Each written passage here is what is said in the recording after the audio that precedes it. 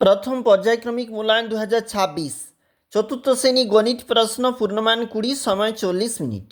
দেখো এখানে বলেছে সঠিক উত্তরে টিক চিহ্ন দাও। 2 নাম্বার, এক বছরে 52 সপ্তাহ হয়। 8ই মার্চ থেকে 2রা এপ্রিল পর্যন্ত 26 দিন। 3 বছরে 36 মাস হয়। 63 থেকে 39 বিয়োগ করলে 24 হয়। সংখ্যাগুলি নির্দেশ অনুসারে সাজাও। 1.5 নাম্বার, সংখ্যাগুলি ঊর্ধ্বক্রমে সাজাও। যদি তুমি সাজাও এইভাবে হবে 508, 699, 752, 801। আর অধক্রমে বড় থাকতে ছোট 832, 725, 512, 219। ছকটি পূরণ করো। 2 নাম্বার, 4 গুণ 3 সমান 12, 3 যোগ 5 সমান 8, তারপরে 8 যোগ 3 সমান 11, 11 যোগ 3 সমান 14। ফাঁকা ঘর ভরাট করো। 5 ঘন্টা সমান 300 মিনিট। এগুলো 6 নাম্বার বলেছে মোট।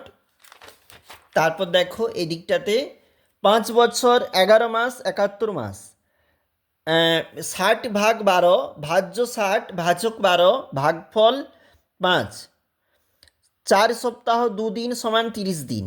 যোগ বিয়োগ করো। 4 নাম্বার বলেছে যদি তুমি যোগ করো এখানে 5 ঘন্টা 10 মিনিট 35 সেকেন্ড হবে, আর বিয়োগ করলে 6 বছর 2 মাস। অঙ্কের ভাষায় প্রকাশ করতে হবে তোমাকে। 3 নাম্বার, অঙ্কের ভাষায় সমাধান করতে হবে। ধর্মতলা থেকে দীঘা যাওয়ার বাস ছাড়ছে। প্রতিটি বাসে 56 জন করে যেতে পারে। এইরকম 18টি বাসে কতজন লোক যাবে? 18টি বাসে 1008 জন লোক যেতে পারবে। অজয়বাবু 120টি চারাগাছ কিনে আনলেন। 20টি সারিতে সমান সংখ্যায় রাখলেন। প্রতি সারিতে কতগুলি চারাগাছ থাকবে?